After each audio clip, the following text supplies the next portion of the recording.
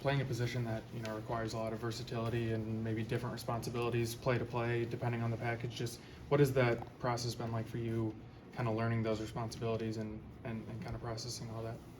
It's been good. I mean, playing DB, you want to know, you want to show off your versatility, play different spots, different areas of the field. Just show different things. So I feel like I've been doing a good job with learning that. How's that different, maybe from last year to this year, just having more experience? Last year I just played a lot of rover. I really didn't play no high safety, no strong or free safety. So this year I'm actually playing all three of them and learning some things in the dime package. So that's the difference. When do you start to feel comfortable in this role?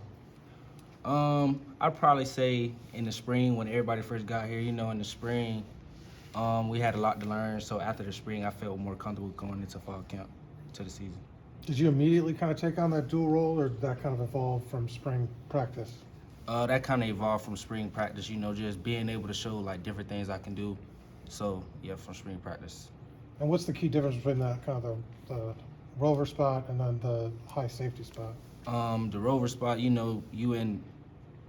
basically in the run and pass more than that high safety. You covering a lot of field. So that's the difference. I want to say that Signetti mentioned yesterday that he had to have a chat with you after the INT. What did he say to you? I feel like it's all on me. I gotta act like I made a great play before. Instead of doing selfish things that I did. So I talked to him about that. But we all good now. What was that flight like back from California? Oh, it was long. It was a long flight. that was my first time going to California, so that was a real long flight. No, we was all just asleep on the plane. So, What was maybe the biggest thing you guys took away from that trip out west? I mean, just going out there and just making a statement.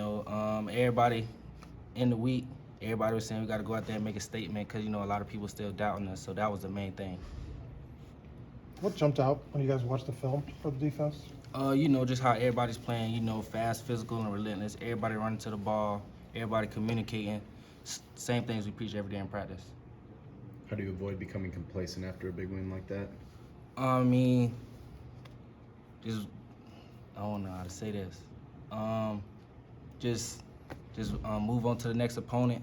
I mean, not worry about the last game, but worry about the next game because it's the next game, so. What have you kind of seen that's allowed you to get in these positions for these interceptions to start the year? I would probably give all the credit to Coach Haynes. He the one that calls the defense, allows us to be in those positions to make those plays. So I'll give all the credit to Coach Haynes. Who's kind of the key in the secondary with that communication, kind of passing on the calls and things like that? Well, I would say probably more of the high safety, so Josh Sanguinetti and Sean Osbury, as they the two high players and can, get it to the far corners, the boundary corners. But, I mean, just those two and me, I would say. Did it take time to develop in fall camp, or did you guys feel kind of on the same page early on? I feel like that took a little bit of time. In the spring, we really weren't as communicating as we were now. We really weren't as, close as we are now as a defense. What are you trying to work on as the season progresses? Just being more consistent day in, day out, going out there, giving my best ability every single play. How are you prepping to play without CJ and D'Angelo in that first half?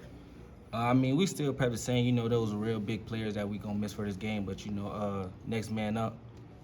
So other people get their chance to make some plays. Last year when so many others around you left, you stayed. Why? I feel like it just wasn't my time to leave, and everything happens for a reason.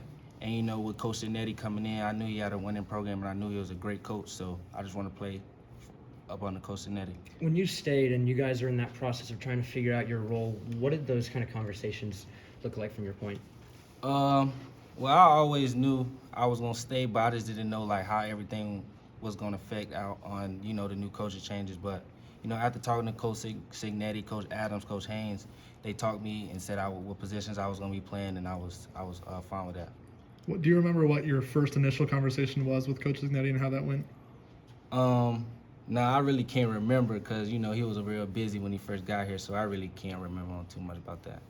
What do you feel like Coach Signetti's done, in the week leading up to the game, and then maybe also during the game to kind of mentally prepare you guys and kind of keep you level-headed? He just demands perfection every single day. We probably won't leave the practice field if we don't get everything correct. So, I mean, and that also helps us lead into the game because if if it ain't perfect in practice, you know, it ain't gonna be as good as it is in the game. So that's something he does well. How do you enjoy that style of coaching? I actually enjoy. I always had a coach like that that's always on top of it, keeping everybody level-headed. So that's why also he's just a great coach. So with celebrating, are you allowed to celebrate a little bit, or did you just do too much? Do you know what the line is? Like, what was his kind of point? I'm just kind of curious as to what's allowed and what's not. I feel like I did too much. Okay. If anything, when you make a takeaway, you go straight to the sideline and celebrate with your teammates. But I kind of didn't do that, so Okay. that's why he got on to me about that. All right. So next time, kind of Yeah, know the it proper won't be thing. no next time. So, so next time I'ma just hopefully I make a good play and just go straight to the sideline. Do you find that that kind of standard will make a difference for this team? Yeah, that just goes to show you he he holds everybody to a certain standard, not just certain players, but everybody. So I feel like that's why you're here. Is it tough to kind of tamp that down in big moments like that, though? Of course, but you also gotta, like he said, you gotta also make it seem like you made great plays before in those moments. So big time players make big time plays in the biggest moments. So, yeah. Did he at least crack a smile during that conversation? No, not at all. No smiling. One more. When you're at Rover and you're playing high, playing low, playing in, playing out, how challenging mentally is that on a snap to snap thing? I would probably say it's not as challenging as it was last year. I mean, the game has slowed down a lot for me just being able to play the two different positions and seeing different things at the different positions. All right, thanks.